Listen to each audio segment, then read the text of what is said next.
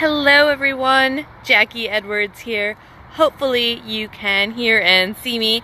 I can see I'm in a bright sunny area. I'm actually traveling at the moment, so I just arrived in the US yesterday. I'm here to visit some family, and it's my mom's 60th birthday this weekend, so happy birthday, Mom. So I'm here visiting and relaxing and just generally hanging out. But I have just arrived. It is 7 o'clock in the morning here, so a little bit early. I'm a little bit jet lagged.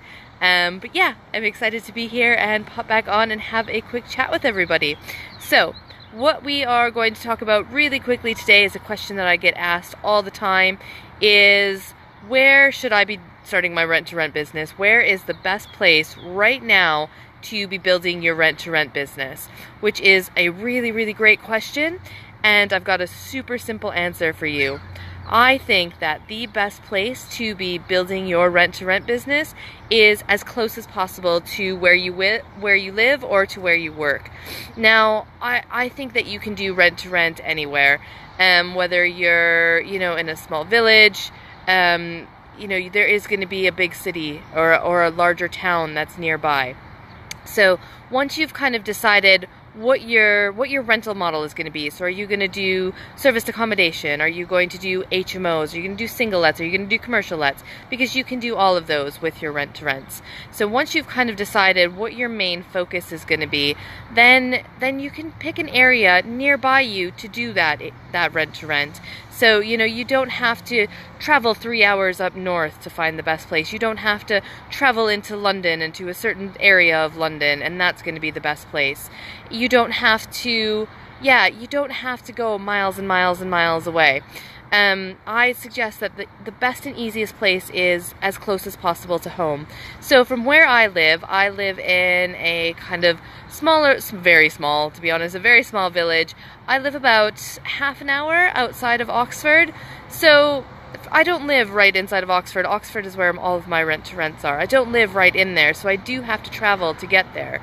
And I'd say half an hour is a pretty reasonable distance. Now, it is going to depend on, what works for you and, how far you like to drive or travel, how your bus routes or your train routes go if you have to take public transport. But the closer you are to home, the easier it's going to be, because you have to do a lot of this work initially to get it set up. So you're going to be going back and forth, back and forth, back and forth. Initially, it's going to be to kind of scope out the area, to do viewings with agents and with landlords. Once you've got a property, the work doesn't stop then, and it just kind of builds itself. You've got to keep going back every time you need to do a viewing to find a new tenant. You're going to be going back and forth to that property. So if, and in the beginning, you often don't have the money to hire somebody. Now, if you do, or if you have a joint venture partner that's up in that area, then that can be great as well. But if it's going to be you doing all the work initially, which normally it is, do you want to be driving, 3 hours or taking the train 2 hours every time you have to do a viewing for a new tenant? That's probably what I found the most time-consuming bit, was every time I had to find a new tenant, half of them don't turn up, or they, call you at the last minute and confirm. So if you're driving back and forth, it's going to get old really, really fast. And there is no, this is the perfect gold mine area of the entire country and it's always going to work here and be perfect and wonderful. The area closest to you is also going to be the area that you know the best. So you're going to be the most confident working there. You're going to know where the businesses are, how the public transportation works. So you're going to know where tenants kind of want to live. You're going to know where are they going to do their grocery shopping, where are they going to, go for dinner, and where are the restaurants going to be. So you'll know kind of the local amenities and facilities better. So you'll just feel more comfortable in an area that's closer to you. So yeah, I really strongly urge you, when you start looking for your gold mine area, that you start as close as possible to where you are. Now, it will probably have to be in, a larger town. You probably, unless you're doing service accommodation for holidaymakers, you're going to struggle to do it in a really small village. But there is going to be a town nearby to where you live, or a city somewhere that shouldn't be too far. So start there, work your way out, run the numbers, do some, do some example properties, do some viewings, test it out and see if it works there. Now, it might not be perfect. You have to do quite a lot of viewings to find the right type of property. So you might just be looking on Spare Room and think, so you might be looking on Rightmove and think, oh, these properties are all way too expensive, I can't do it in this area. And, when I look at Oxford, pretty much all the properties on Rightmove, I can't afford to pay those rents. So if I look at a 4 or 5 bedroom house on Rightmove, I can't afford to pay the standard rents for those, unless it's at the very bottom end of the market. And that's why most of mine are direct to landlord. But I found a way to kind of make it work in that area, even though it's really expensive, because that's the area closest to me.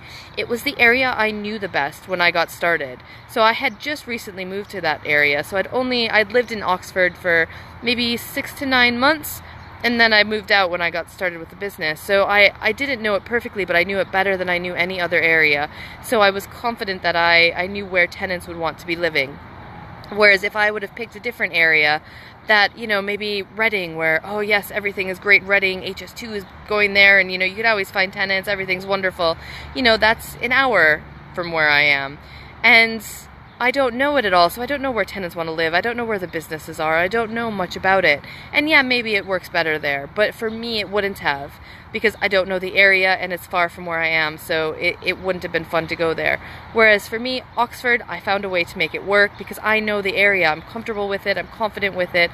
I did my research a bit more, and it's easier for me to get to. So, a half-hour drive compared to an hour makes a huge difference when you're building your business and you're going back and forth constantly. So that is my biggest recommendation. You can do rent-to-rent in London. I know lots of people doing rent-to-rent successfully in London.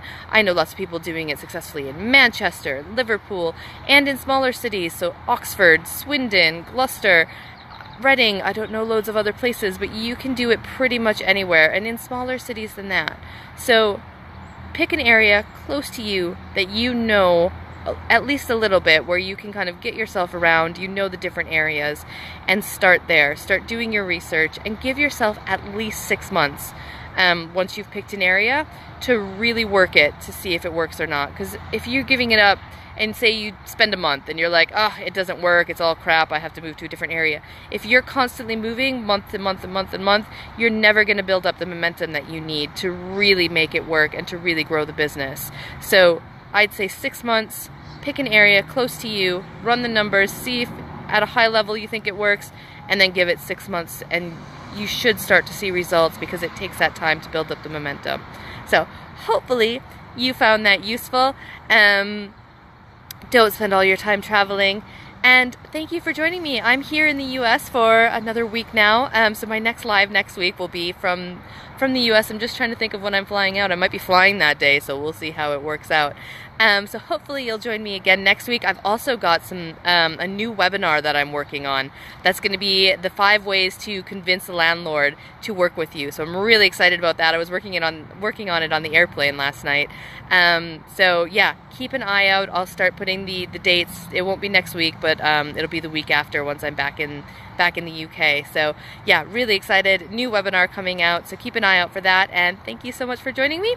And I will see you again soon.